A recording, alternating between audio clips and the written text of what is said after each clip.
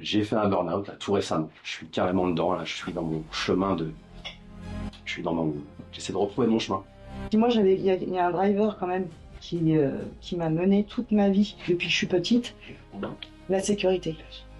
Bah oui, je vais faire semblant pour pas heurter, je vais faire semblant pour pas faire de mal, je vais faire semblant pour pas entrer dans le conflit.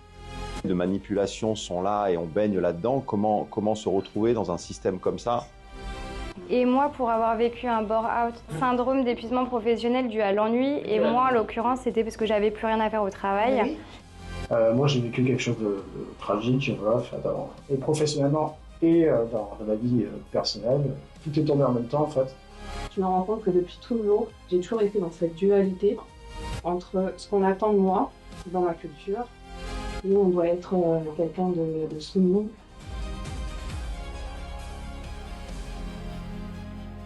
Bonjour à toutes et à tous, je suis ravi de vous accueillir pour la première émission libre. Autour de la table, pas d'experts, pas de médias mainstream, simplement des gens qui ont un vécu, une histoire à partager. Et aujourd'hui, on va parler de la thématique « Pourquoi est-ce que tu fais encore semblant ?» J'ai une question à vous poser à chacun. Et j'aimerais vraiment que vous y répondiez de manière authentique, avec l'authenticité qui vous caractérise. Donc simplicité, légèreté, pas de stress, on répond avec le cœur. Et je vais commencer par Angéline. Aujourd'hui encore, dans quel domaine de ta vie tu fais encore semblant? Ça m'arrive au travail, parce que à côté de mon activité de coaching, je suis aussi salariée. Enfin, j'ai repris un poste sur une collectivité territoriale. Ça m'arrive au travail, mais beaucoup moins, mais vraiment beaucoup moins qu'auparavant, parce que je me suis libérée aussi de ce côté de faire semblant. Quand ça m'arrive, en tout cas, c'est vraiment dans le souci de ne pas offenser. Donc, je vais peut-être un peu édulcorer certains feedbacks. Je vais peut-être un petit peu, voilà, contourner un peu la vérité, mais juste dans le souci de ne pas heurter la personne qui est en face de moi. Mais par contre, semblant de moi, semblant sur moi, non, ça c'est fini. C'est fini. Et du coup, à quel moment est-ce que tu t'es dit dans ta vie, dans toute ta vie, tu t'es dit à ce moment-là, j'arrête de faire semblant? Ou est-ce que tu as déjà fait semblant avant? Oui, j'ai déjà fait semblant avant, bien sûr. Le moment vraiment que je peux identifier charnière où je me suis dit: «Non, mais en fait, là, il faut arrêter», c'est, quand j'ai fait mon burn-out. Voilà, je peux te dire exactement la date, 4 septembre 2023. Wow. Voilà. 2 ans. À partir de ce jour-là, j'ai décidé d'arrêter, de faire semblant pour moi et parce que c'était aussi, je sais pas si j'ai décidé, mais en tout cas, ça devenait vital et je pouvais pas faire autrement. Après, le chemin a été, long, très fructueux, riche, mais ça a été un travail de tous les jours et effectivement, il faut conscientiser le fait d'arrêter de faire semblant. C'est même pas tout seul, quoi. Rico, est-ce qu'aujourd'hui, il y a un domaine de ta vie où tu fais encore semblant? On assimile beaucoup le mensonge un petit peu à mon métier. Je sais pas si vous a toujours dit ça un Oui, peu, les le commerciaux. commerciaux, c'est des mecs plein de baratins, qui jactent, qui racontent leur vie et qui se mettent un petit peu dans le sillage un peu de leur interlocuteur. Je trouve qu'il y avait un peu de vrai dans ça, mais ça fait un petit peu un stéréotype. Moi, je trouve que tu vois, commercialement parlant, moi, je pense absolument pas le talent. Je suis ce que je suis, à la rencontre des gens. Alors ouais, effectivement, les gens qui te connaissent pas, en fonction des décisionnaires que tu vas rencontrer, tu vas peut-être prendre une position un peu, voilà, qui est pas la tienne. Et après, derrière, on va venir un petit peu craqueler un petit peu ce truc un peu pour après créer le lien. Et à ce moment-là, tu vas hooker ton client. Donc ouais, il y a une part de mensonge un peu qui est là. Je pense qu'on fait un peu tous semblant aussi un peu. Angéline, elle l'a dit aussi également. On veut pas heurter les gens. On doit faire en fonction de la sensibilité des uns et des autres. Mmh. Et moi, naturellement, je suis pas un mec de conflit. C'est-à-dire que moi aussi, j'utilise beaucoup ces techniques-là pour pas rentrer dans des schémas dans lesquels je serais un peu coincé après derrière. Et ça pourrait faire un petit peu des étincelles. Et là, Angéline en a parlé à l'instant. Le burn-out, elle a dit ce mot-là, quand elle l'a dit, je me suis un peu bloqué. Parce que pour moi, aujourd'hui, je suis avec toi, là, on se connaît maintenant depuis un petit bout de temps. J'ai fait un burn-out, là, tout récemment. Je suis carrément dedans, là, je suis dans mon chemin de. Je suis dans mon. J'essaie de retrouver mon chemin. Voilà, j'essaie littéralement de retrouver mon chemin, de retrouver ma voie. J'essaie de trouver mon sens. Voilà, moi, je suis plus en quête de sens aujourd'hui. Je veux plus être assimilé aux mecs qui abattent comme ça son taf comme un dingue et qui rentre, comme tu l'as dit, dans l'augmentation des millions d'euros pour l'entreprise que je représente. Je voudrais trouver des choses qui soient beaucoup plus alignées avec mes convictions, avec ce que je peux apporter. Donc, je trouve que c'est un sujet qui me parle. Ouais, effectivement, le mensonge, ouais, faire semblant, parce qu'on veut, tu l'as dit, hein, de cadrer avec ce qu'on nous dit, ce qui est bien, pas bien. Enfin, non, je trouve que c'est moi aussi comment j'ai une main, je veux plus de ça. Donc, je veux trouver ma voie, je suis en plein cheminement, mais je suis sur la bonne voie. Et tu fais quoi du coup? Tu fais un travail d'introspection? Une grosse introspection. D'abord, j'ai pensé mes plaies, c'est-à-dire que j'ai eu des signes physiques. Quand on fait un burn-out, son corps il envoie vraiment des messages, un peu vraiment, voilà, je suis dedans. Donc, j'ai vu une batterie de médecins, j'ai fait des IRM, des choses comme ça, parce qu'on ne connaît pas trop, on sait pas trop ce que c'est le truc. Et après, derrière, c'est une vraie introspection, c'est un vrai chemin. D'abord, c'est d'être entouré de ses proches, dire à ses proches qu'on traverse une période compliquée. Et tes proches, au début, bah, t'en as qui vont comprendre, t'en as qui vont entendre, t'en as qui vont pas du tout le comprendre. C'est ça aussi également. Mais Peut-être parce qu'ils le verront pas comme toi, tu t'es persuadé aussi que ça va jusqu'à ce que ton corps te lâche. justement, c'est ça. Ils sont comme toi en fait, ils s'y attendent pas. Ouais. Je pense qu'à un moment donné, on a tous un espèce de point de fragilité un petit peu, tu sais. On a toujours tendance à tout prendre. On prend, on prend, on prend. On est des vraies usines à gaz. Particulièrement dans mon métier, tu vois. On prend énormément de choses. Et à un moment donné, il y a un truc qui se passe, c'est que ton corps se manifeste vraiment. Il y a des choses un peu bizarres. Moi, ça a commencé par des crises d'angoisse.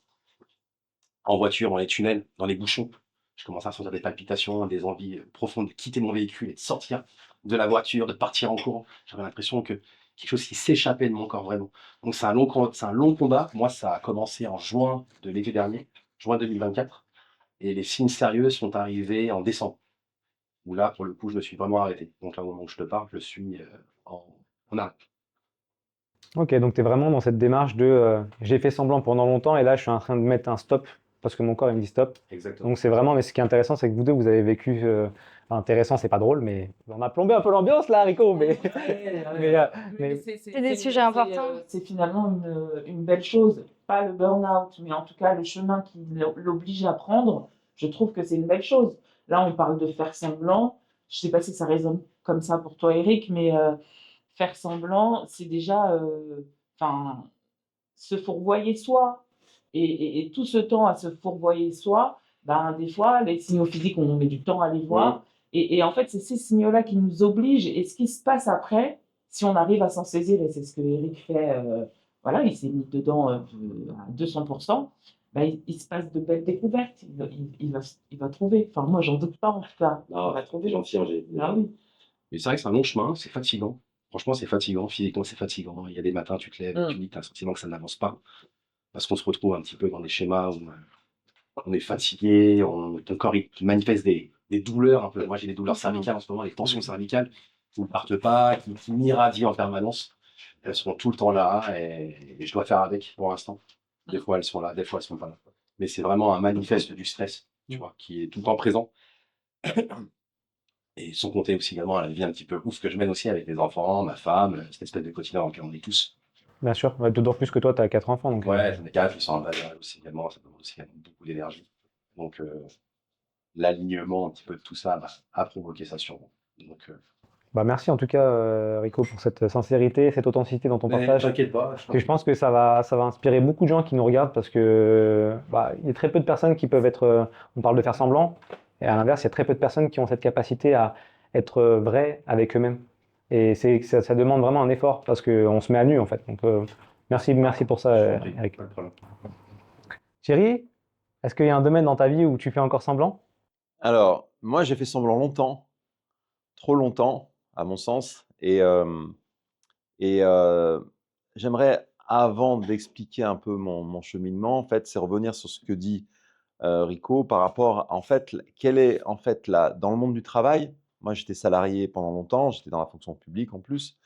Et finalement, la question que je me posais depuis longtemps, comment faire pour être soi-même dans un contexte où le mensonge, la manipulation et différents courants ouais, de manipulation sont là et on baigne là-dedans. Comment se retrouver dans un système comme ça?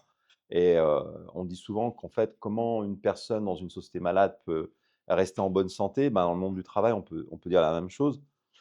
Moi, je me suis posé longtemps la question. Dans le monde du travail, en fait, il y a beaucoup d'enjeux parce qu'on n'a pas envie de perdre notre poste pour des raisons financières, mais pas que. Parce qu'au-delà de notre statut, on existe aux yeux des autres, en fait, comme ça. Et plus on monte dans l'échelle des salaires, plus on a une place dans cette société-là. Et à un moment donné, je me suis dit que quand j'écoutais Rico, je me dis que finalement, où est la frontière où on est, dans laquelle on est soi-même et où on est dans le mensonge, en fait. Et cette frontière, justement, en fait, le truc qui est assez difficile à observer, c'est qu'en fait, cette frontière, elle n'existe pas et que finalement, en fait, tout dépend, en fait, dans le monde du travail, comment toi, tu vas affirmer ton système de valeurs. Et si tu l'affirmes d'une certaine manière, est-ce que le fait de l'affirmer comme ça va pas t'attirer des problèmes?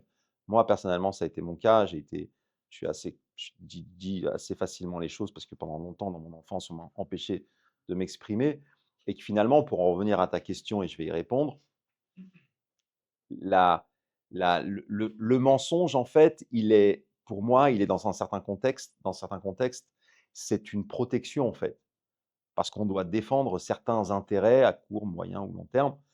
Et moi, pour répondre très concrètement à ta question, en fait, moi, je ne peux pas tout dire à certaines personnes de ma famille biologique, hein, et parce que je sais que dans ma famille, on ne me comprend pas, on ne comprend pas ma nouvelle vie, on ne comprend pas mon process d'évolution, en fait. Et donc, je suis obligé, pour préserver un peu la santé mentale, notamment de ma mère, je ne peux pas lui dire ce que je pense, en fait. Donc, en fait, alors, est-ce que c'est un mensonge? Après, il faudrait redéfinir le mensonge, en fait. Mais finalement, moi, je pense être, enfin, certaines personnes ici me connaissent, je pense être assez franc. Moi, je suis assez solitaire. Je suis pas quelqu'un qui a besoin d'avoir beaucoup de personnes. Et que moi, finalement, pour revenir au titre de ton émission, libre, bah, pour moi, la liberté, bien, c'est d'avoir conscience de qui on est, de ce qu'on dit, ce qu'on fait, et toujours trouver cet alignement, en fait. Et Je t'interromps, ouais. Thierry. Est-ce que tu as le sentiment de jouer un rôle, justement, tu prenais l'exemple de ta maman, est-ce que quand tu es avec elle et que bah, tu peux pas être 100% qui tu es, est-ce que tu as ce sentiment-là de jouer vraiment un rôle et de pas être toi-même finalement? Par souci de préservation de l'autre, en fait, tu vois? Et alors, ne pas être, la question que je me pose parfois, c'est que ne pas être soi-même pour préserver l'autre, est-ce que c'est être hypocrite, en fait? En fait, et encore une fois, là, c'est assez flou. Et finalement, moi, j'ai décidé il y a quelques années, je ne sais pas si on en parlera autour de cette table, j'ai décidé de changer de vie de façon brutale. J'ai décidé de quitter la fonction publique. Et ça, alors, quand on voit ça de l'extérieur sur la carte postale, c'est très beau. Mais dans le réel, en fait, on se fracasse la tête sur un mur à 300 km/h. Et dans ce processus-là de transformation, on est seul, en fait. Donc, finalement, et puis mes anciens collègues, oui, j'ai l'impression de ne pas être naturel avec eux. D'ailleurs, en fait, quand tu te transformes, tu changes de vie ou peu importe, en fait, tu t'aperçois très vite, en fait, et ça, c'est très vibratoire, en fait, c'est que tu sens que la personne en face, tu as plus rien à lui dire, en fait. Donc, en fait, avec certaines personnes, je leur dis pas forcément ce que je pense parce que de toute façon, je vais m'épuiser à leur raconter des choses qu'ils ne comprendront pas, dans ce sens-là. Merci beaucoup Thierry pour ce partage. Il y a quand même ce semblant qui persiste, malgré des fois le cheminement qui est déjà enclenché pour soi, d'aller chercher son chemin de vérité. Un chemin qui est plus ou moins entamé, on avance chacun à son rythme, mais il y a quand même ce semblant qui reste toujours pour protéger l'autre en fait. Il y a ce truc, il y a ce levier quand même qui est difficile à faire sauter de bah oui, je vais faire semblant pour pas heurter, je vais faire semblant pour pas faire de mal, je vais faire semblant pour pas entrer dans le conflit, comme l'a dit Eric. C'est assez, voilà, ça questionne quand même d'entendre ça. On est trois personnes avec des vies différentes et des cheminements différents, mais il y a cette petite coloration là du semblant qui reste quand même avec les proches, les intimes, quand voilà, pour pas heurter, pour pas. Ouais. Clara, est-ce qu'il y a encore un domaine dans ta vie où tu fais semblant? Malgré cette impulsion que tu as dans l'immobilier, le fait que toi, tu n'as pas été du tout été salarié, tu as choisi, entre guillemets, ta vie assez tôt. Est-ce qu'il y a encore un domaine où tu fais semblant, ou des domaines où tu fais semblant? Alors, je prends la nuance de je l'ai été parce que j'ai fait 3 ans d'alternance sur mes 5 ans d'études et donc du coup, j'ai quand même été, enfin, j'ai eu un pied dans le salariat. Si de mon activité, du coup, de conseillère en immobilier, on fait semblant par rapport aux clients. C'est-à-dire que on va essayer de créer comment dire? Un écart entre notre vie perso qui peut affecter notre vie pro pour essayer en fait, c'est un métier de paraître. C'est-à-dire que, faut toujours être souriant, avenant vers les clients. Donc si ça va pas dans ta vie parce qu'il y a quelque chose, qui, à un instant T ne va pas, faut que tu arrives quand même à passer au-dessus et à te mettre dans une position de service, en fait, de service aux clients. Donc je dirais par rapport à ça, oui. C'est propre au métier. C'est vraiment, ouais, c'est un peu comme Bah, dès que tu travailles avec des clients, tu peux être serveur, travailler dans un magasin. Enfin, dès ce moment-là, je pense qu'il faut que tu arrives à sortir de ta coquille, enfin de ta vie perso et que tu sois, bah, au service du client et du coup, Est-ce que du coup, dans ta vie perso, il y a ce cas-là de je fais semblant, ou est-ce que c'est que sur le métier? Parce que le métier, c'est vrai quand on est dans un métier, on joue un peu un rôle. Moi, voilà, quand j'entreprenais, si je suis face à un client, bah, je vais mettre un peu le costume du bizdev, et puis quand je suis face à mes collaborateurs, je vais avoir le rôle du manager. Donc, c'est des rôles un peu différents. Mais dans ta vie perso, est-ce qu'il y a vraiment ces moments-là, ces moments clés où tu te dis, là, je suis pas moi-même, je suis un peu désaligné, et du coup, j'ai cette perte d'authenticité? ça non, du coup, parce que, je suis très proche, enfin, de mes proches, logique et du coup, c'est le seul moment où tu peux parce que quand tu es entrepreneur, ta vie pro, perso, il y a pas vraiment de distinction, pour être honnête et donc c'est le seul moment où, tu peux te lâcher, discuter de ce qui va pas donc là, pour le coup, non. Merci beaucoup, Clara, pour ce partage fort enrichissant. Maintenant, j'ai le plaisir d'accueillir quelqu'un dont le parcours m'a profondément touché. Patricia a travaillé pendant près de 25 ans dans des grands groupes, une carrière solide, une vie tracée, et un jour, elle a décidé d'arrêter de faire semblant. Elle a tout quitté pour suivre une autre voie, la sienne.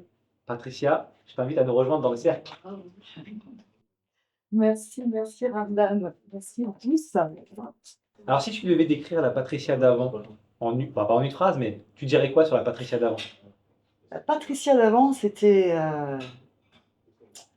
corporate, qui rentrait dans un modèle, dans des cases, où je ne devais pas déborder. C'est-à-dire, j'étais dans un carré.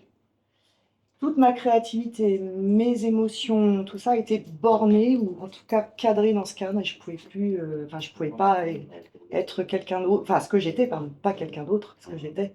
En fait, c'est corporate et tais-toi. Je me taisais beaucoup.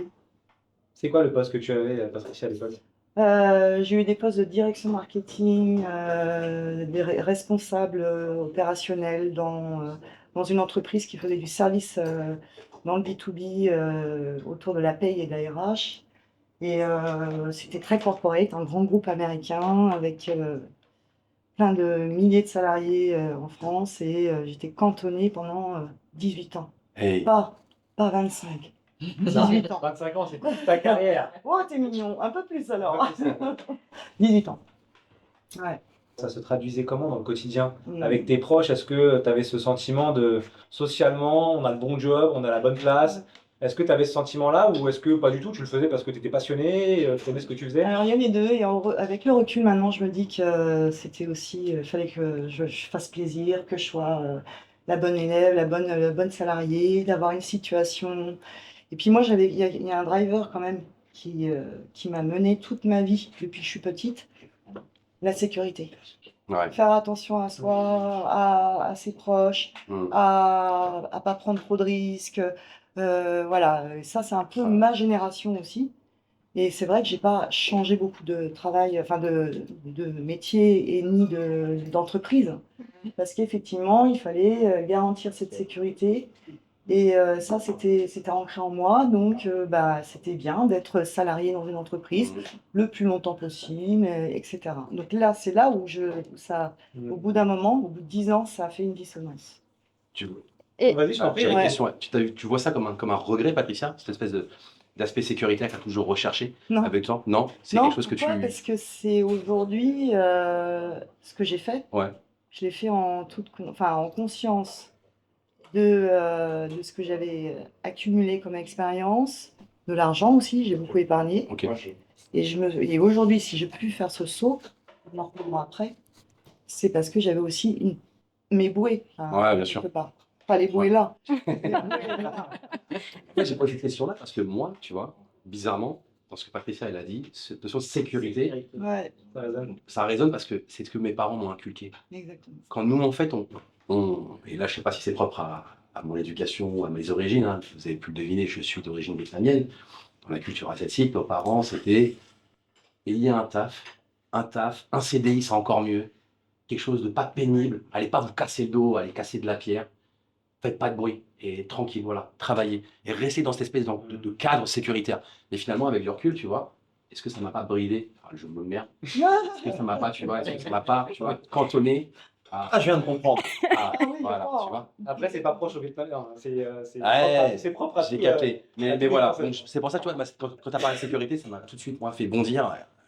Penser un peu à ma mère, ce qu'elle a essayé de nous Toi, transmettre. Patricia, c'est vraiment lié à cette éducation. Est-ce que c'est, comme le précise Rico, lié à une éducation familiale ou est-ce que c'est vraiment plus élargi à la société?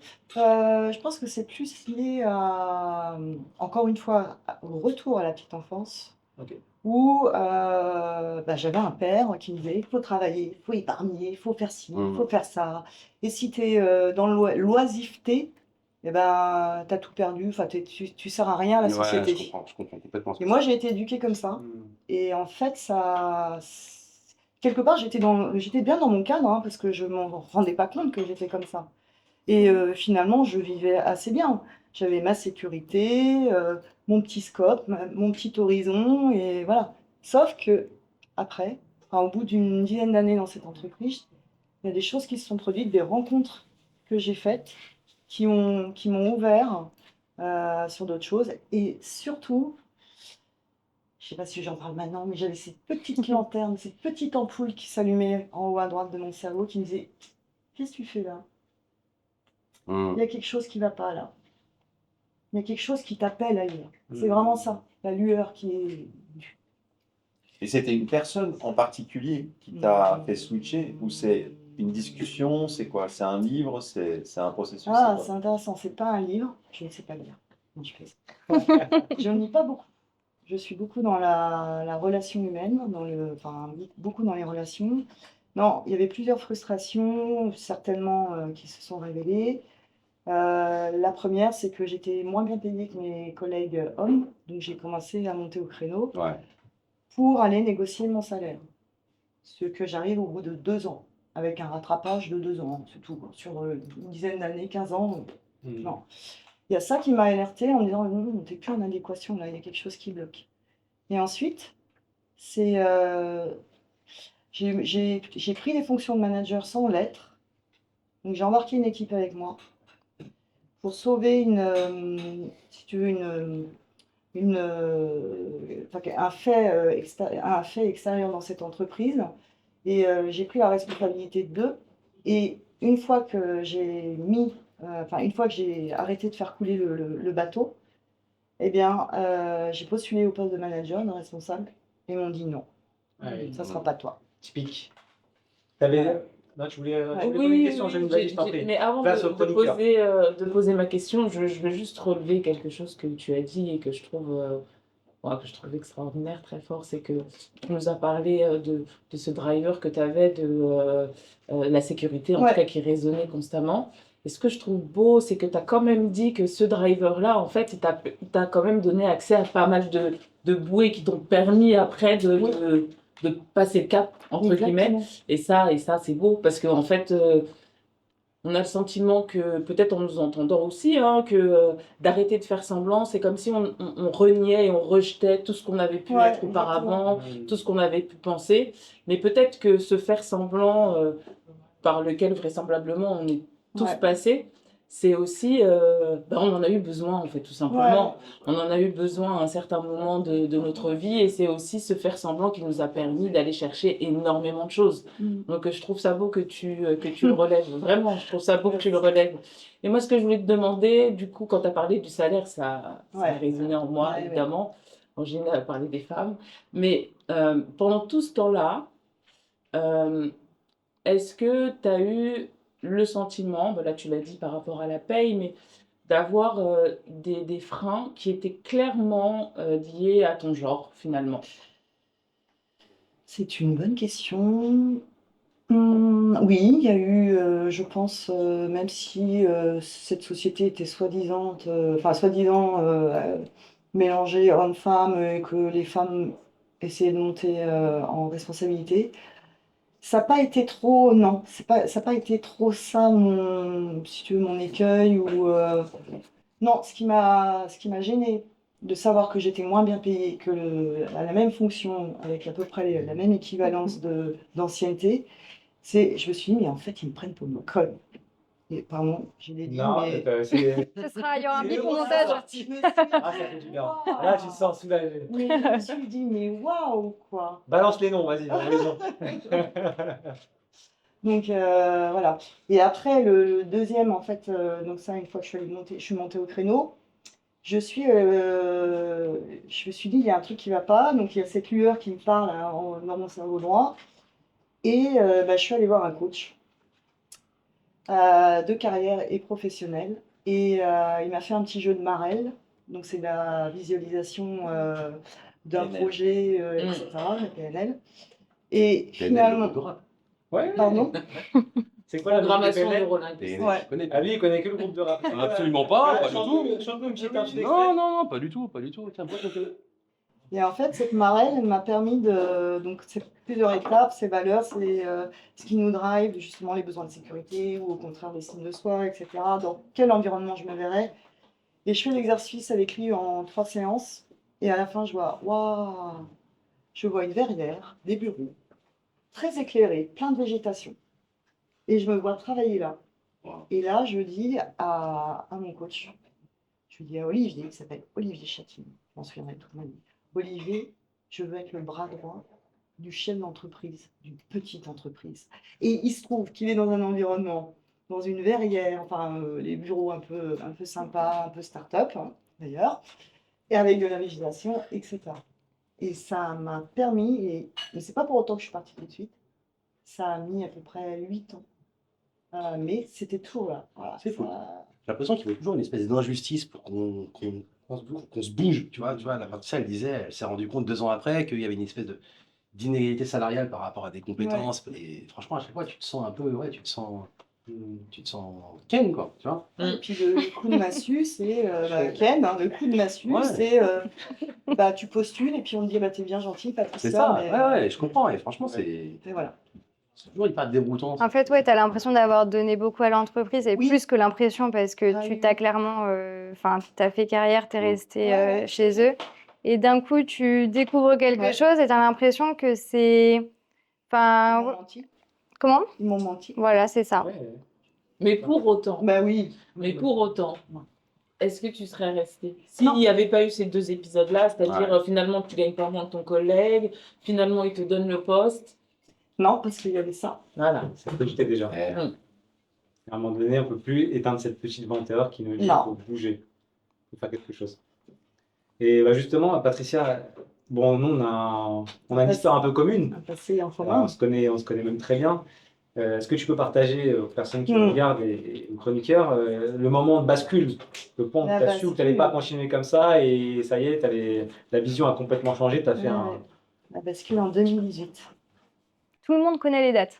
Ouais, Ça marche. Ouais, ça Il faut marche. savoir qu'en 2025, 2018. Ouais. si l'émission est diffusée dans 3 ans, promet, 2018 et alors je vais juste Je t'en je ne prie, faisais prends pas ton de temps. burn-out, Mhm. mais j'avais enfin je pensais, hein, mais tous mes collègues qui me voyaient en train de sauver le bateau Mm.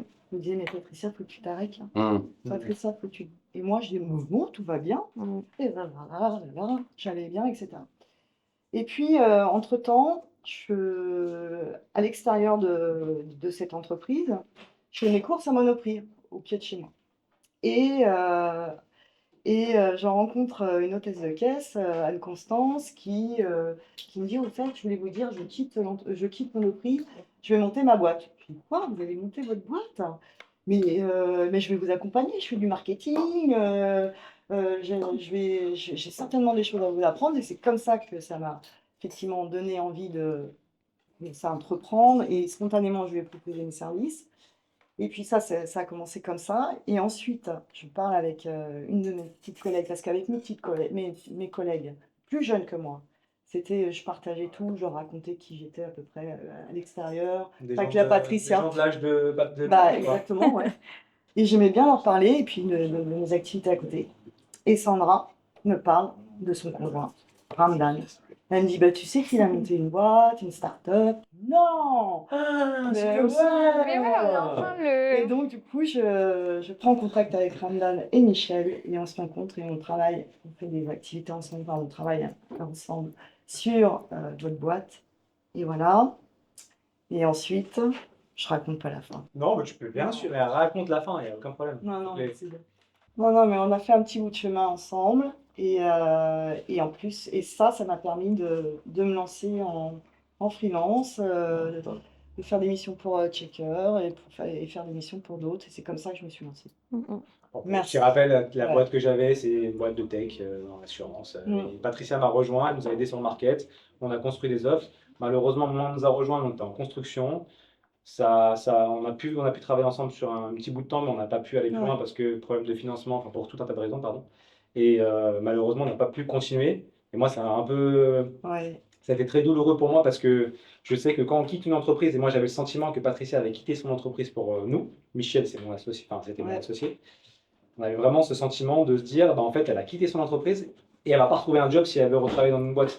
Parce qu'on sait très bien que sur le marché français, à passer un certain âge, pour recruter quelqu'un, les entreprises commencent à se dire non, on va aller chercher dans des profils un peu plus jeunes. Et ça a été assez dur pendant des années.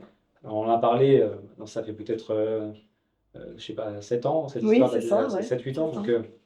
on en a reparlé récemment et elle m'a dit qu'en fait, Non. elle n'avait pas du tout vécu comme ça. Donc, est-ce que tu peux nous dire comment toi, est-ce que tu l'as vécu et... Ah non, moi, c'était le driver. Au contraire, ça m'a propulsé et ça m'a mis le pied à l'étrier. Et je me suis dit, bon, ok, bah, Michel et avec Ramdan, ça ne sera pas. Mais en tout cas, c'était une super opportunité. Bah, c'est à moi maintenant de me trouver mes prochains clients et de me lancer en tant que freelance et de monter ce projet autour du marketing, pardon, etc. Et c'est comme ça que, non, effectivement, un homme me disait, ouais, on est déçus, on voulait pas, et tout. Et moi, je t'ai toujours dit, et je te l'ai toujours dit, Ramdan, ça n'a pas été grave, jamais. Ça a été une opportunité pour que je puisse faire autre chose et être libre, justement. Bon, bah, merci si j'ai réussi à faire quelque chose. Ouais. Donc, vous voyez, si vous voulez quitter votre travail, appelez-moi. Vous êtes à quitter, par contre, après, je ne vous paye pas, vous vous démerdez. Mais au moins, voilà, vous serez libre poché. Merci. Et là, vous êtes libre de vous régaler. Ah, bah là, on va passer à. À l'impulsion toujours. Et, Merci, Hakim. Merci. Est-ce que Hakim, tu voudrais rajouter un petit mot par rapport à ce qui vient d'être dit? non, j'ai écouté que d'une oreille parce que malheureusement j'étais un L'autre peu oreille était dans la occupé. cuisine. Mais par contre, Merci. je suis d'accord avec tout ce que vous avez dit. Merci. Surtout toi, Val. Que, bah, Patricia a eu son moment de bascule. Et est-ce que vous avez des questions à lui poser par rapport à ça? Et comment est-ce qu'elle a réussi à franchir le cap? Enfin, je sais pas. Enfin, les questions qui vous viennent en tête et en lien avec ce moment de bascule, est-ce que c'est quelque chose que vous avez vécu aussi et vous souhaitez partager quelque chose? Moi, j'ai peut-être une question. C'est, tu nous as partagé tout à l'heure qu'un de tes drivers, c'était quand même la stabilité, la sécurité. Moi, j'ai envie de savoir, ce moment de bascule où tu comprends que tu peux pas faire autrement que de partir, qu'est-ce qui se passe en toi? Parce que là, le driver sécurité, il vole en éclats là. Il vole en éclats. Donc là, enfin, moi j'imagine, mais je peux complètement me tromper, que c'est des bubitions internes de fou quoi. Eh ben écoute, c'est une ébullition interne, mais tout est contrôlé. Puisque, comme je suis basée sur la sécurité, j'ai pris mes devants. Ah oui, avec J'ai l'épargne, négocié, etc. j'ai négocié un départ avec du chômage, une petite enveloppe, Un coffret. voilà. Ouais, C'est elle qui aurait dû me payer en fait au moment où elle est sortie. Ouais, c'est ça. Voilà. et 18 ans, etc. Non. Mais symboliquement, Voilà. j'avais une petite, tu vois, un petit matelas, l'épargne que j'avais mis aussi de côté, Ouais. etc. Alors, j'ai effectivement pas de grosse famille, je n'ai pas d'enfants et donc du coup, j'ai pas les mêmes moyens que vous qui avez des enfants. J'en ai peut-être pas, encore. oui, pas encore. Mais voilà, donc c'est ça. Et l'ébullition, oui, elle vient, elle est là, puis c'est l'excitation, c'est quelque chose qui me met là, qui me dit: «Ah ça y est». Et pendant 2 ans encore, j'ai rêvé toutes les nuits, enfin j'ai rêvé, à chaque nuit ou pas toutes les nuits, mais presque, que je ne partais pas, que j'étais là et qu'il fallait que j'aille voir le DG et que j'allais lui demander une rupture Ouais. conventionnelle. Enfin et j'étais là: «Oh, «Mais tu es encore là? Mais qu'est-ce que tu fais là? Réveille-toi, réveille-toi, tu es parti». Mais je rêvais ça pendant longtemps, longtemps.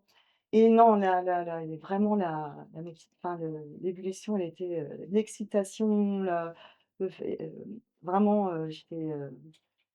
ouais, c'était vraiment là, effectivement. Waouh, libre. Ouais, je me sentais, libre, Ah, ouais, bah, libre, justement, libre. Le bon Ça, petit délai, on sent. ouais, ouais. Ouais, ouais. On sent, Ouais, ouais, voir ouais. de ce moment-là, qu'elle soit jusque-là, Ouais. ouais, ouais, non, c'est Ah, Ouais. Et quand tu as fait ça, en fait, est-ce que ça a changé ton rapport avec tes parents? Alors je voulais revenir parce que tu m'as oui, oui, j'ai entendu écouté ce que tu as dit.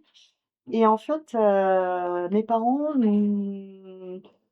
se sont certainement inquiétés, ils me l'ont pas dit. Enfin, en tout cas, ils l'ont tu et ils m'ont encouragée, sauf mon père qui était lui dans la tradition, la sécurité, il faut, rester salarié, mais pourquoi tu quittes? Mais c'est pas ça, mais c'est pas très grave, je lui ai dit: «Bah, écoute, je lui ai expliqué pourquoi, mais je fais encore semblant aujourd'hui». Parce qu'ils me demandent: «Hey, alors tu travailles, tu as Ouais. beaucoup d'activités, tu as beaucoup de clients?» J'ai: «Oui, oui, oui, j'ai des clients, ça me permet de t'inquiète pas, je paye mes factures, j'ai de la trésor», voilà. Je le rassure aussi.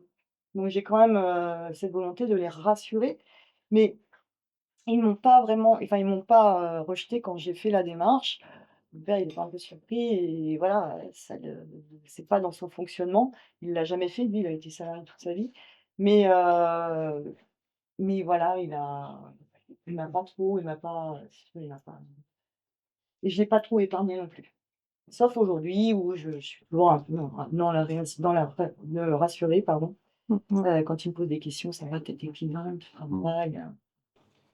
et Patricia, donc l'après aujourd'hui, Ouais. qu'est-ce que tu fais déjà comme activité? Est-ce que tu sens que tu es alignée, tu es libre? Est-ce que comment est-ce que tu traduirais la Patricia d'aujourd'hui? Et bah, la Patricia d'aujourd'hui, bah, oui, c'est du feu, entre guillemets. C'est,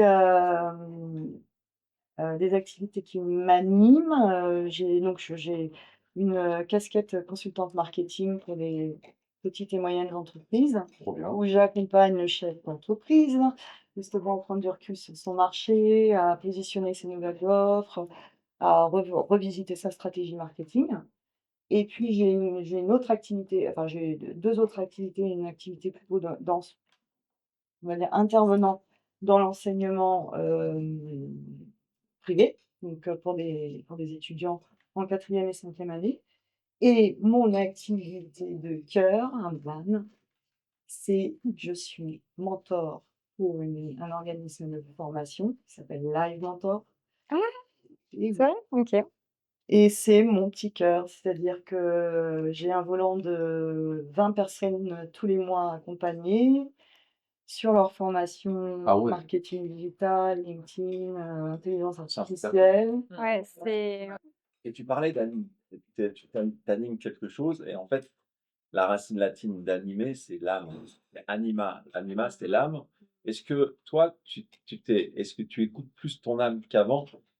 En tout cas, t'as cette perception-là. Ou alors, tu te dis, bah, en fait, moi, je suis sur mon chemin. J'étais déjà consciente de plein de choses avant et c'est juste ma continuité. Est-ce que... Ah, alors je ne crois pas en la belle étoile ou quoi, enfin quelque chose qui Non, là, c'est non, plus au niveau de de mon connecter à ta âme, ouais. conscience. Me connecter avec ma conscience, oui, alors oui, puisque je me sens plus naturelle, plus dans l'énergie, plus dans les justes choses, en fait. Je fais justement les choses. J'ai pas, je suis pas dans l'exposition, comme, bon, je travaille beaucoup avec, le réseau, LinkedIn et moi, je vois exploser les influenceurs et les entrepreneurs sur LinkedIn. Ouais. Je me sens pas forcément raccord avec ça. Influence. Je suis raccord avec ce que j'ai envie d'entreprendre et choisir mes clients et voilà. Donc, oui, on va dire que je suis plus alignée et ça fait écho avec certainement ce que j'ai là depuis longtemps. Mm. Patricia, il y a une question qui me vient tout à l'heure. Enfin, on parle beaucoup de. Là, ok, c'est la belle vie, entre guillemets, c'est-à-dire qu'on quitte son job, ça nous plaît plus, on va vivre de sa passion, etc. Est-ce que tu peux nous parler un petit peu de la partie un peu plus sombre qu'on connaît tous les deux, euh, financièrement, les obstacles que tu te manges, les efforts et les heures de travail que tu dois passer pour réussir à avoir un petit peu de réussite et de conversion? Est-ce que tu peux nous parler un petit peu de cette partie-là? Enfin, là, je vais faire semblant en fait de dire, c'est pas tous les jours rose. Ouais. Parce que je me sens vraiment en phase avec ça. Avec Géo Débat, oui, effectivement, il n'y a pas toujours des clients. Il y a le début d'année qui peut être compliqué, ou la fin d'année, où tu te poses des questions sur le renouvellement, sur l'année d'après. Tu fais ton plan marketing, tu dis ton plan prévisionnel, tu dis, bah tiens, il faudrait plein de temps, etc. Mais finalement, je reste confiante. Oui, j'ai des petits coups de flip, mais ça dure pas longtemps. Je suis tellement heureuse de ce que je fais, de ce que je fais, d'avoir de nouveaux clients. Alors c'est la difficulté dans le conseil marketing, enfin dans le conseil, c'est de partir toujours à zéro avec un nouveau client. Et c'est vrai que le Live Mentor m'apporte une récurrence qui me rassure aussi un petit peu sur la sécurité. Sécurité. Voilà, les difficultés, c'est oui, je bosse tout le temps, tout le temps, tout le temps, tout le temps. Et ça, c'était propre à ton caractère. Ça, c'est mon propre, oui, c'est ça en fait. Mm. Et c'est marrant quand on me demande comment je vais, je dis toujours: «Ah oui, oui, ça va, j'ai des clients en ce moment, ouais, ouais, ouais, là, c'est bon, là, je demande». En fait, je réponds pas par: «Oui, Patricia, Bien, c'est ouais. personne». Ouais, c'est par rapport à ton business et Mon activité, oui, oui, mon activité va bien. bah, c'est un peu ce que je disais tout à l'heure où quand tu es entrepreneur, ta vie pro perso, c'est en fait, c'est Voilà. une seule et même vie, quoi. Exactement. Mmh. Et Je sais donc pas, il y y a a pas un mec qui disait ça, genre, C'est style, dangereux quand même, hein. C'est un peu dangereux, ouais. Ouais, c'était. Moi, ça me tend un peu d'entendre ça. ouais, c'est tout. En Ah bah vraiment. Ah bah oui. en fait, ça dépend. Il faut que tu arrives à te mettre des limites. Enfin, par rapport à quoi ça te... Bah, ça me tend parce que même quand on est entrepreneur, le travail reste le travail. S'identifier de façon aussi systématique et de façon aussi imbriquée à son activité professionnelle, moi ça me tend parce que bah, finalement c'est ce qui m'a amené aussi au burn-out, hein, Ouais, donc, c'est pour ça que ça me tend, c'est très subjectif et parce que à mon sens en tout cas, même quand on est auto-entrepreneur, le travail c'est pas la vie. Le Ah, travail, c'est pas la vie et même quand on bah, moi, c'est l'inverse. ouais. oui, pour moi, le travail, c'est pas la vie. C'est-à-dire que, la vie, elle se joue ailleurs. Le travail peut être source d'épanouissement, surtout quand on choisit, qu'on est on Ouais. acquiert cette liberté de construire en plus son travail et cette jouissance, puisque c'est, comme tu l'as dit, c'est quand même, bah, moi, en tout cas, c'est quelque chose contre lequel je combats, vraiment. D'accord. Mmh. C'est quelque chose contre lequel je combats.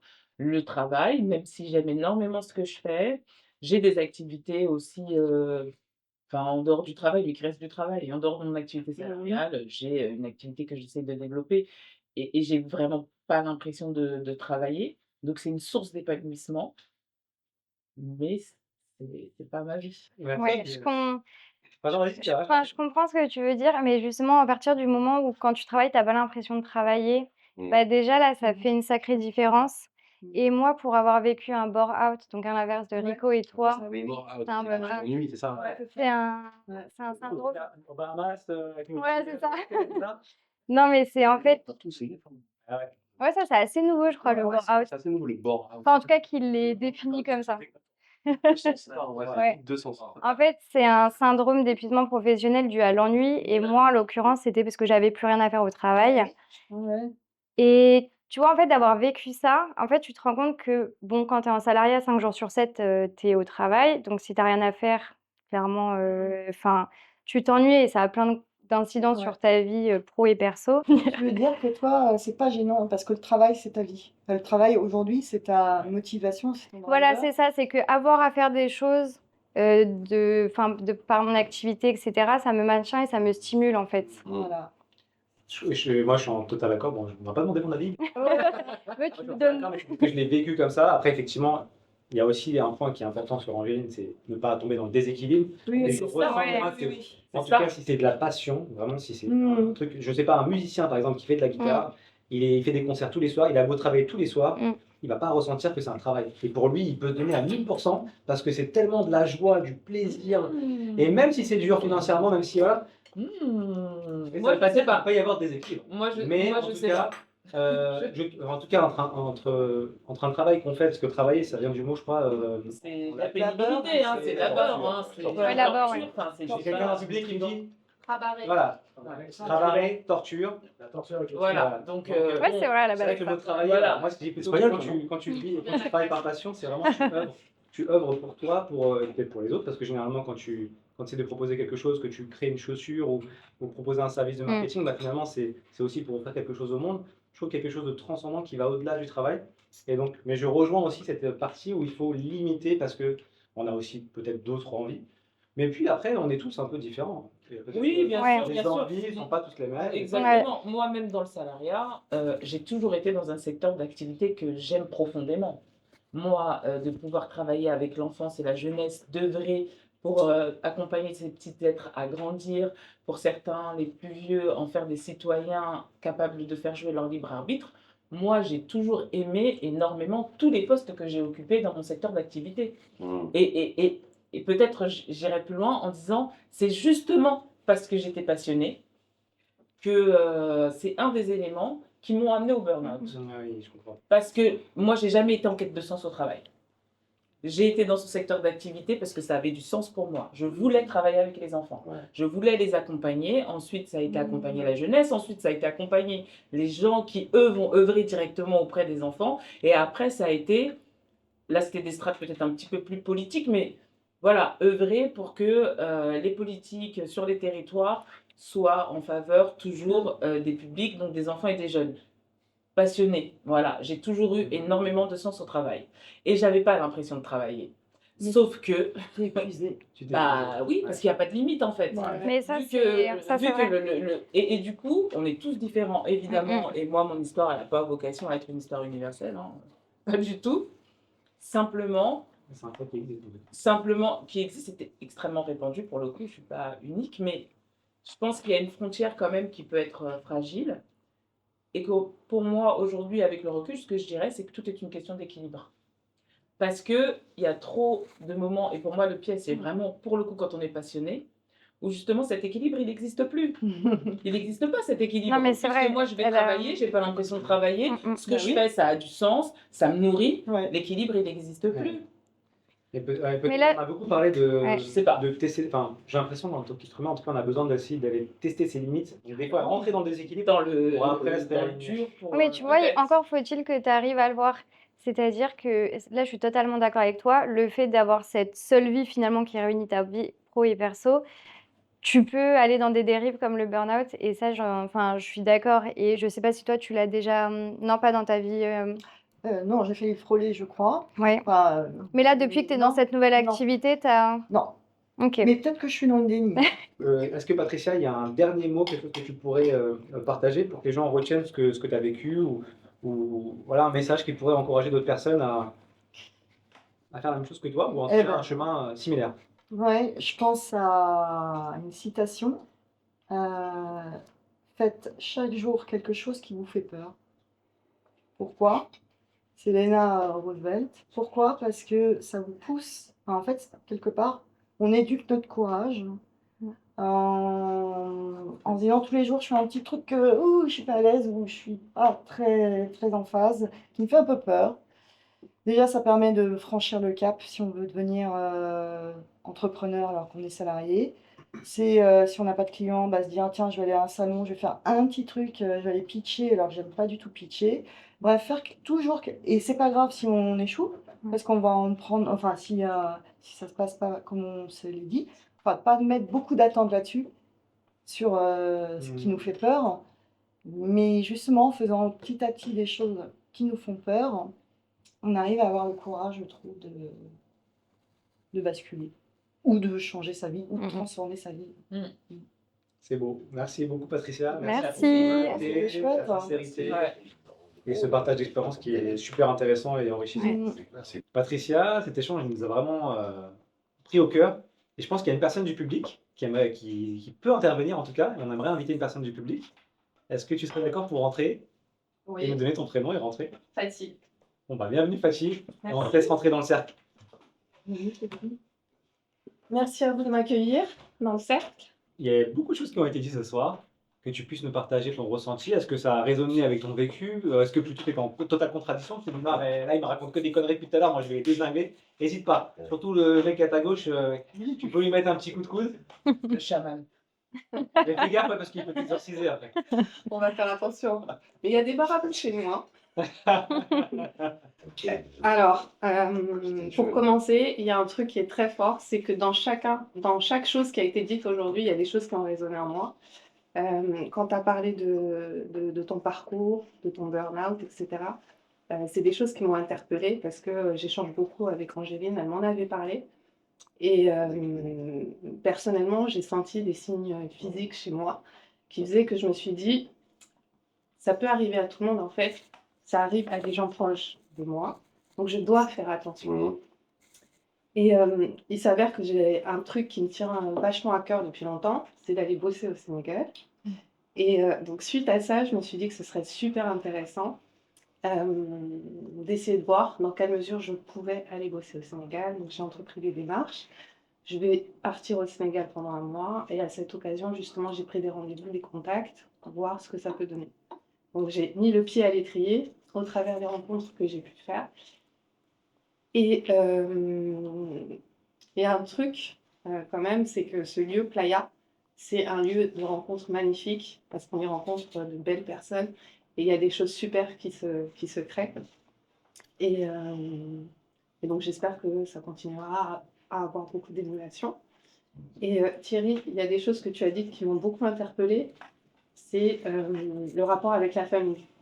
Et ça m'a beaucoup touchée dans le sens où je me rends compte que depuis toujours, j'ai toujours été dans cette dualité entre ce qu'on attend de moi dans ma culture, où on doit être quelqu'un de soumis, et donc quand on est une femme soumise, dans l'écoute, dans le fait comment dire, de suivre le chemin qu'on attend de nous. Et moi, j'ai jamais voulu en fait de tout ça. Et du coup, c'est comment on s'en écarte, on arrive à être soi-même dans tout ça. Et ça, c'est vachement compliqué.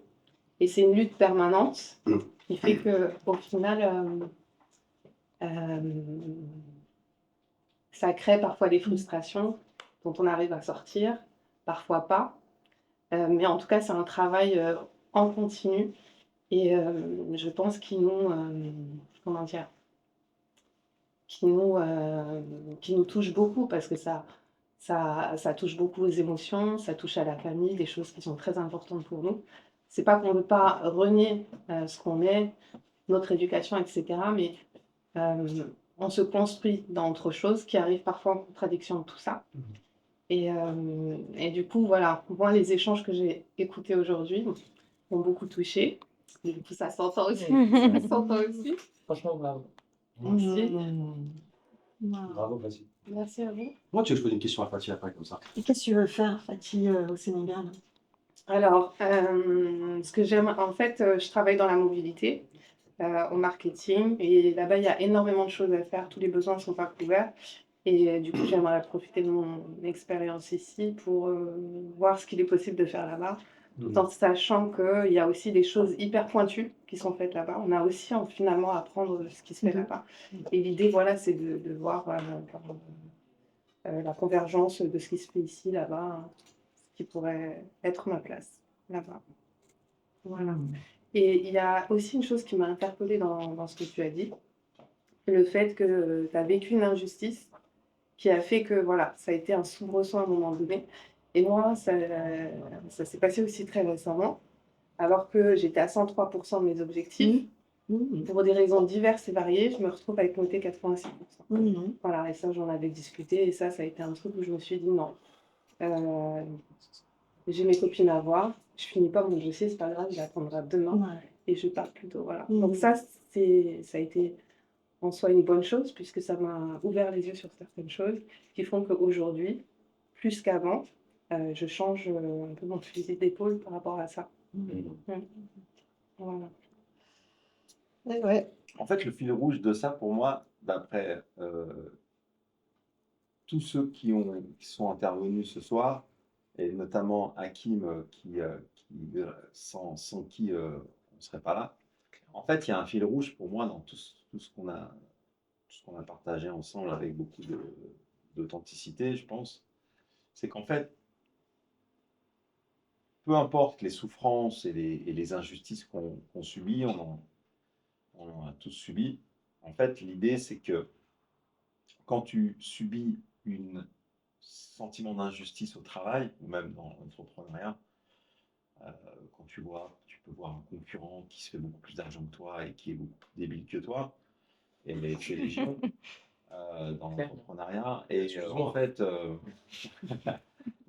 fait, finalement, c'est quand tu sens les choses, quand tu sens cette injustice-là, c'est très positif parce que, en fait, ce qui serait terrible, c'est que tu ne la sentes pas, en fait, tu sois complètement éteinte et que tu sois complètement conditionné, comme l'ouvrier dans l'usine qui va tous les jours. C'était mon premier travail, moi, à l'usine, et que tu te réveilles tous les matins et tu sais finalement pourquoi. Là, finalement, toi, tu sens cette injustice, donc en fait, tu es un être éveillé, et ça, c'est très positif. Et à partir de là, tu vas mettre des choses en place dans ta vie parce que tu n'acceptes pas. Et à partir du moment où tu n'acceptes pas, tu décides. À partir du moment où tu décides, tu fais. Et c'est quand tu es dans l'action, cette action-là, cette mise en mouvement-là, ton projet du Sénégal, tu ne sais pas ce qui va se passer là-bas, mais une fois que tu seras là-bas, il y a des choses, c'est l'action qui va te donner de l'information. Les rendez-vous que tu vas avoir là-bas, peu importe qu'il se passe bien ou pas, en fait, ça va créer dans la matière de l'information pour toi, au niveau psychique, au niveau intellectuel, et on dit souvent qu'en fait, la chance, elle se dirige vers les gens préparés. C'est-à-dire qu'on est souvent tous à dire, très souvent, c'était moi le premier, qui disait, ouais, mais il y a ceux qui naissent dans des familles un peu très aisées, ils ont de la chance. En fait, je crois que la chance, en fait, elle arrive jamais par hasard. C'est-à-dire que plus tu vas te mettre en mouvement, plus tu vas créer les conditions pour que la chance, tu puisses l'accueillir, et que le sentiment d'injustice que tu as, eh bien, finalement, c'est une bénédiction. C'est-à-dire que tu n'es pas conditionné, tu n'es pas dans la matrice, comme disent les jeunes, et tu n'es pas là-dedans. Moi, quand j'ai décidé de partir, c'est que je me suis dit, je ne peux plus, mon âme ne supporte plus ça, en fait. Et bien, en fait, finalement, ta vie, elle va être exceptionnelle parce que non seulement tu t'es mise en mouvement, et en plus, tu l'as décidé. C'est ça. Et je suis totalement d'accord avec toi. Et c'est souvent quand tu as connu une étape difficile, donc dans nos récits à tous, il s'est passé quelque chose, par exemple au travail, qui a fait que du coup on a subi une situation, bon, moi c'était le burn-out, il y a du burn-out ici. Et en fait, c'est ça qui va te permettre de renaître, et c'est ce que tu disais, d'avoir un moteur pour pas subir cette situation et faire quelque chose, faire une quête de sens. Qu'est-ce que je veux faire de ma vie et c'est ça le plus beau, en fait, c'est d'arriver à renaître de ça, de cette expérience. En fait, là, tu nous as exposé un peu comment ce que tu as pu entendre a fait écho en toi. On a beaucoup parlé du travail, finalement.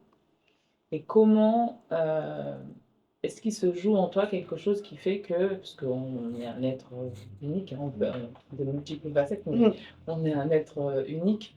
Est-ce que tu sens, toi, qu'il y a un écho sur tous tes systèmes, finalement?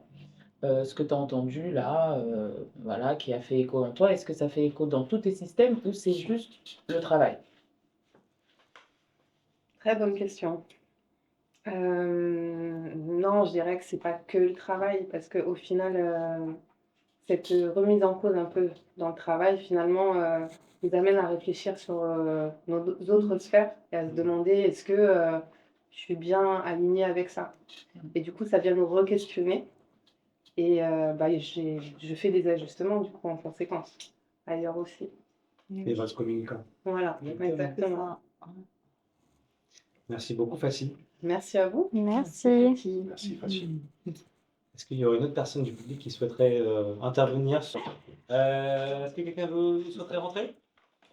Ah, super, merci infiniment, Fatih. Merci, témoignage incroyable, merci. Est-ce que tu peux partager ton prénom, s'il te plaît? Christophe. Christophe. Est-ce que toi aussi, il y a des choses qui ont résonné ou est-ce que à l'inverse, t'étais plutôt en objection avec des choses qui ont été dites? Non, en accord, bien sûr, pas avec tout, sur tout, mais Allez, globalement, des globalement, non, mais globalement surtout, c'est-à-dire dégommelés, vas-y. une partie de chacun. Non, pas du tout. Une partie de chacun. Bah, déjà, on peut pas dégommer des gens qui s'ouvrent, en fait. Ça serait terriblement injuste de tomber sur quelqu'un, on ne dit pas, on ne sait pas, comment dire, on ne connaît pas le quotidien des gens, on ne sait pas ce qu'ils traversent, sauf quand ils décident de s'ouvrir. Et par exemple, Rico, je n'étais pas du tout, je ne peux pas deviner, puis on a pas trop de contact. Moi, j'ai vécu quelque chose de tragique, voilà, et professionnellement et dans ma vie personnelle. Tout est tombé en même temps, en fait.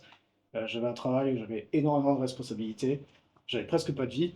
Pour moi, le travail, c'est quelque chose de très, très important. En plus, bon, voilà, moi, j'ai été éduqué dans le mode aussi sécurité, mais également ambition. Donc, j'avais la sécurité et l'ambition, donc j'ai pris beaucoup, beaucoup de responsabilités.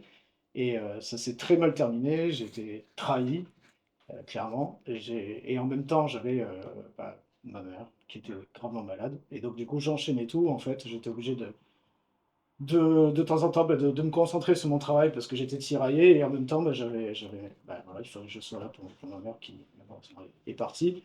Et j'ai tout vécu en même temps. J'ai pas fait un burn-out. Par contre, j'ai senti vraiment que je commençais à arriver au bout de quelque chose et je suis toujours dans cette période en fait où je me pose beaucoup beaucoup de questions, tout comme toi, tu vois, je suis quelqu'un qui est très sollicité, très très très très largement sollicité et là je vis une expérience où en fait les gens avec qui je travaille me tiraillent pour que je reste avec eux alors que moi tout ce que je veux c'est partir en fait et faire autre chose sur lequel je réfléchis beaucoup. Je suis toujours tiraillé entre l'insécurité, parce que j'ai ma famille, voilà, mon père, c'est vraiment, voilà, il faut pas prendre trop de risques aussi. Il faut prendre des risques, mais il faut qu'ils soient mesurés. Donc, c'est pas toujours évident de trouver le juste équilibre entre le risque et en même temps, il faut que ça soit mesuré.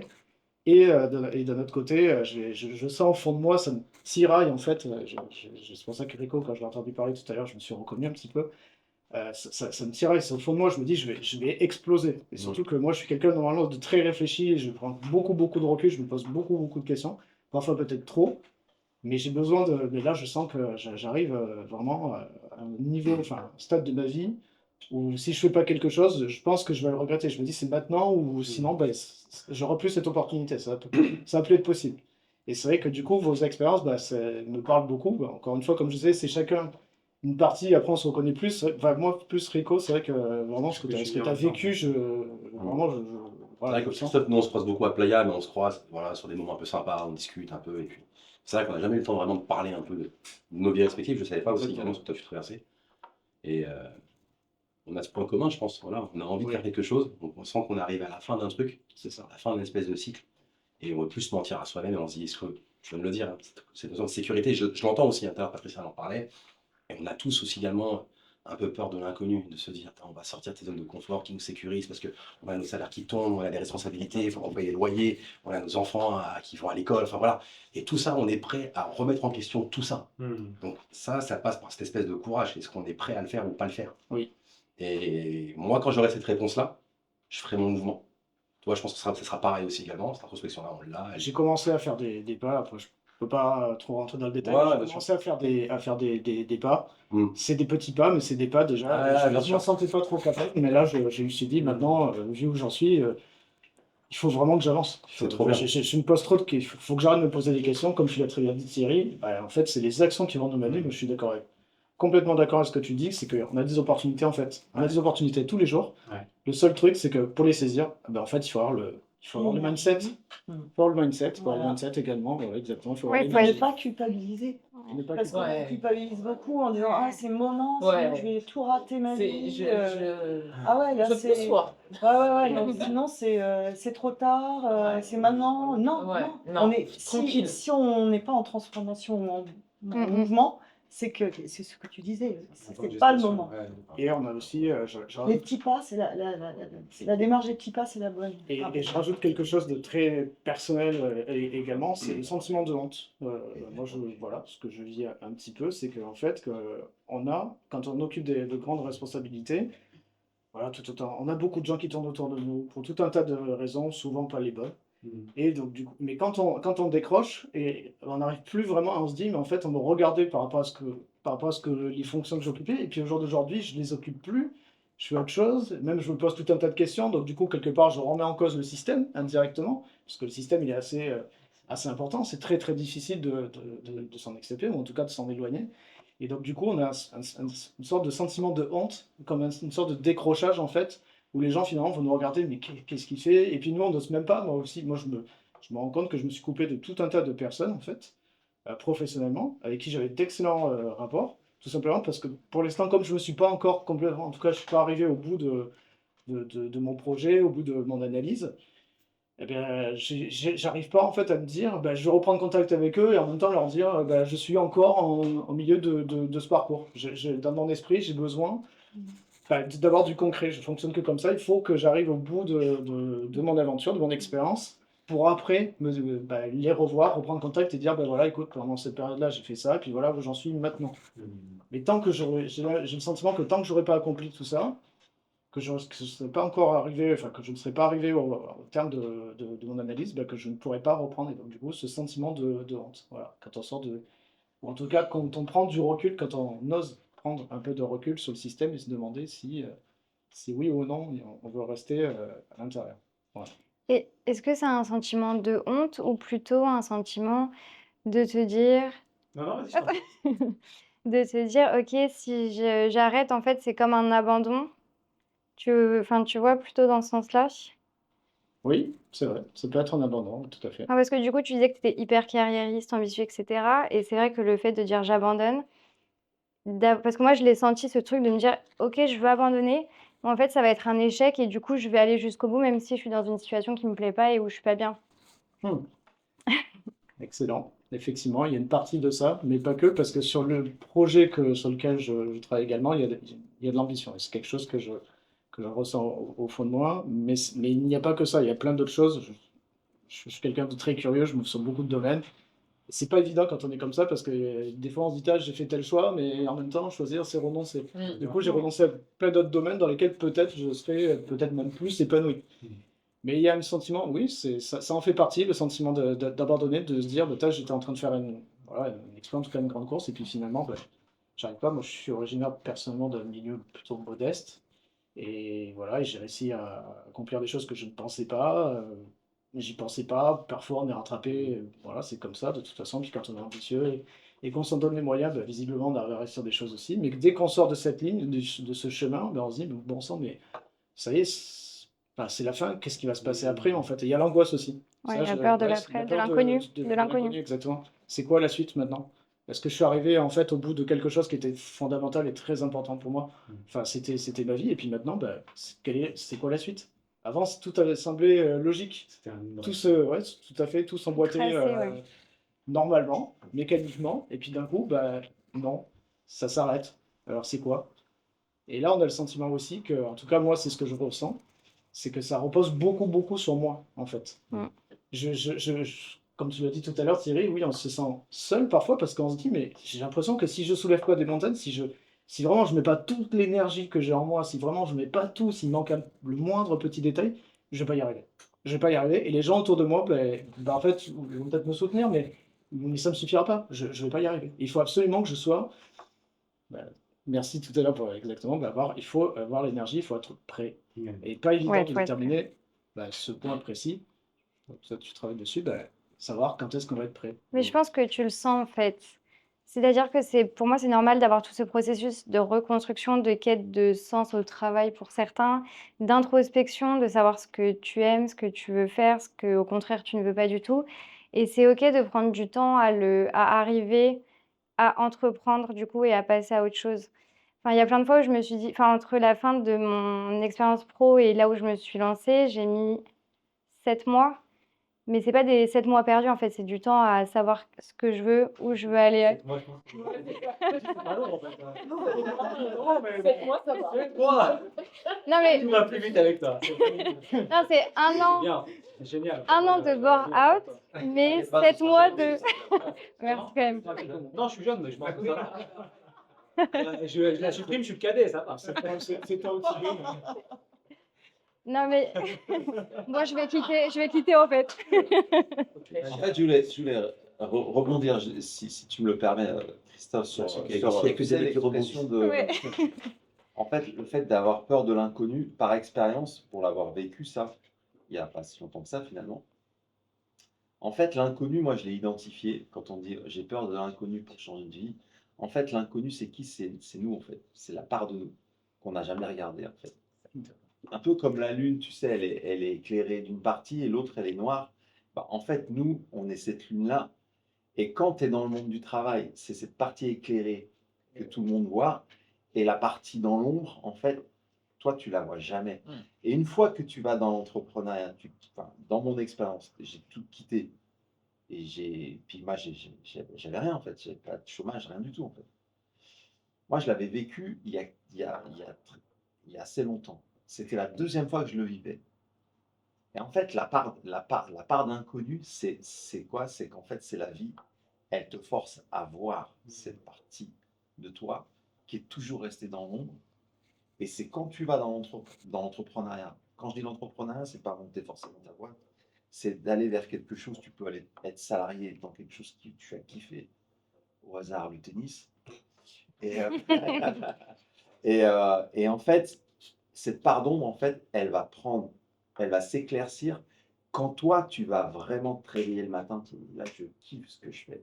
Et c'est là qu'il y aura cette part d'ombre, en fait, elle va disparaître au profit de cette part éclairée. Et finalement, tes journées, tu seras toujours toi éclairé par ta propre vérité.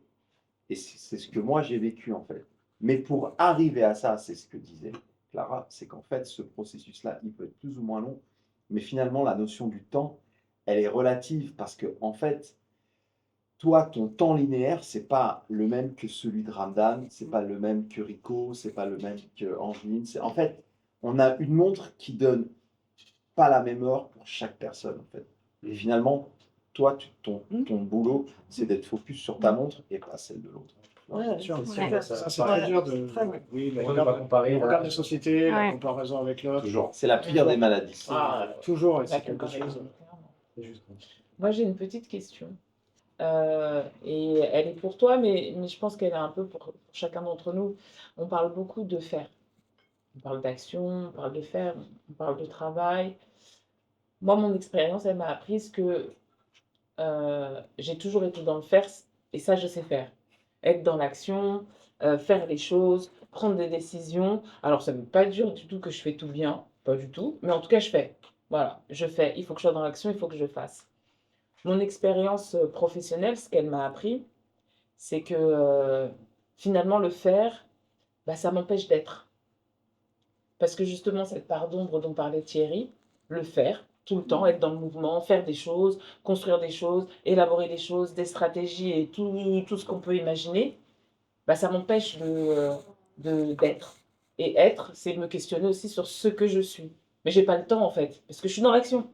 Je suis dans l'action, je fais, je suis guidée par l'adrénaline de l'impulsion, la prise de décision qui doit être rapide. Et, et ce qui a changé pendant cette phase de reconstruction qui était remplie, moi je suis un profil peut-être comme le tien, je me pose beaucoup de questions, je réfléchis beaucoup, j'ai besoin de comprendre, surtout j'ai besoin de comprendre. Et ce qui a été peut-être le point d'accélérateur de mon parcours de guérison, c'est de me dire, j'ai toujours fonctionné avec ma tête. Toujours, toujours, toujours. J'ai toujours fonctionné avec ma tête. Je suis maman avec ma tête. Je suis une maman qui a été capable de dire à ses enfants, en fait, je suis pas là pour que tu m'aimes. Si tu m'aimes pas, c'est pas grave, je t'aimerai pour deux, mais j'ai un taf en fait. Et il faut que je le fasse. Donc, toujours la tête, il faut y aller. Et le point de basculement, en tout cas l'accélérateur, ça se fait pas forcément dans le confort d'ailleurs, ça a été de me dire, à un moment donné, là, ma tête, juste tu fermes ta gueule, Désolée pour le gros mot. Non. On n'est plus à ça Juste, près, hein. juste d'être. Il en a dit zéro. Et on va essayer Oui, c'est vrai. d'écouter l'intuition, le cœur, et essayer peut-être de découvrir ce que je n'ai jamais osé être. Pas faire, hein. Vraiment ce que je n'ai jamais osé être. Ça a été long. Et ça a été long, je te dis ça, c'était pas il y a 10 ans, hein, tu vois, c'était encore il y a quelques mois où voilà, il faut laisser la tête de côté et accepter de décider avec son cœur. Et qu'est-ce que le cœur dit? Et je pense que il faut se donner ce temps-là. C'est là où je plus sois Thierry. Il faut se donner ce temps-là. Il faut, en tout cas, moi, ça m'a vraiment, ça m'a amené à de très grandes découvertes sur moi, d'accepter que mon temps, c'était juste le mien et que bah, des fois ça va, des fois ça va pas. Et puis, ah ben tiens, je me rends compte de ça. Mais en fait, j'ose, mais j'ose pas dans le sens j'entreprends, je crée, mais j'ose juste bah, parce que en fait, j'ose être tout simplement. Et c'est déjà pas mal. C'est déjà pas mal. C'est déjà pas mal quand on traverse des tsunamis comme ça, ou le taf, la famille, le truc, c'est énorme. Et peut-être, moi, peut-être le message que j'ai envie de faire passer, c'est il faut être bienveillant envers soi-même, quoi. La pression, le il faut, le c'est comme ci, c'est comme ça, juste, c'est dur. Vraiment, pour moi, ça a été difficile en tout cas. C'est très dur quand on est hyperactif et cérébral. Ouais. C'est ça. Moi, Eh ben, je suis je quelqu'un de sais. très cérébral, j'ai Je besoin sais. d'intellectualiser les choses. C'est beaucoup de questions. Cerveau qui fourmille à 1000 Oui, et ça dort 10 pas. 000 questions par et- jour, oui, c'est ça. Ouais. Ouais, je pense que Eh ben, j'ai juste envie de te dire, voilà, fous-toi la paix, quoi. Ouais. Tu verras, ça porte du. Bah, merci beaucoup Ouais. pour ce témoignage et pour bah, tout ce que tu nous as partagé, Christophe. Merci C'est à vous. vraiment authentique. Bah, tu vois, Ouais. tu dis que tu es quelqu'un de cérébral, mais là, on n'a pas du tout ce côté ressenti, en tout cas ce côté Ouais, psychologie. On a Mm. plus senti le côté authentique, Cœur. cœur. Et je pense que ça nous a fait du bien. En tout cas, c'est ce qu'on a essayé de faire ce soir, c'est de parler avec le cœur. On a eu Fatih aussi qui a eu un témoignage bouleversant. Bien sûr, notre invitée Patricia qui nous a livré son parcours et aussi avec cœur. Je pense que tu avais l'habitude de le faire parce que tu avais déjà fait un petit peu ce cheminement. Et évidemment, nos 4 chroniqueurs qui ont tenté en tout cas de partager aussi des vérités, leurs vérités. Et moi, en tout cas, c'est ce que j'ai ressenti pendant toute la soirée, c'est ce côté authentique, parce que j'ai pas le sentiment qu'on a ces conversations tout le temps, avec tout le monde. Plutôt Bah, un moi, conseil. à chaque fois que je viens, je suis ici, je passe ici et je le dis devant Hakim. Et Hakim, on se voit en dehors. J'ai toujours cette discussion. Tu vas le faire chialer, là, avec Non, mais il sait C'est très bien. En même temps, c'est on a eu une discussion très forte il y a quelques jours et ici, c'est vraiment la centrale nucléaire du cœur, quoi. Ouais. Et en même temps, on peut lui rendre, puisqu'il nous a fait un super discours tout à l'heure, hein, qui nous a coûté une âme pour certains. Donc, Je croyais que tu faisais Ah des ouais. bloqués. dans le- C'est vrai que tu as un micro Parce que tu devrais te reconvertir dans le bien-être des êtres humains, parce que franchement, c'est vrai que tu as un Ah, talent. mais je suis, en tout cas, je Bravo à suis toi. encore une fois très fier de t'accueillir, Ramdan, d'accueillir tout le monde d'ailleurs ici, parce que c'est le prolongement voilà, très logique finalement de ce qui se passe ici pendant qu'on travaille et qu'on fait des bokeh, etc. Bah, le projet Ouais. est inédit d'ailleurs. Ouais, mais c'est un prolongement, tu vois, donc c'est vraiment une fierté et un honneur de vous connaître et de vous avoir rencontrés. Et on parle de cœur, voilà, c'est quand le cœur est le moteur, Voilà. c'est que déjà on est sur la bonne voie. Ouais. Mm. Merci. En tout cas, j'espère sincèrement que les personnes qui nous regardent, qui ont l'occasion de vous écouter, ont pu, à travers vos messages, ressentir quelque chose, que ce soit une personne qui vient burn-out, quelqu'un qui se ment dans le domaine de sa vie, ou quelqu'un qui a déjà réussi à franchir le cap, et qui puisse se dire avec les messages qui ont été partagés, pour moi aussi c'est possible de faire des petits pas, comme tu le disais. Alors peut-être pas changer radicalement de vie, parce que ça se passe jamais comme ça.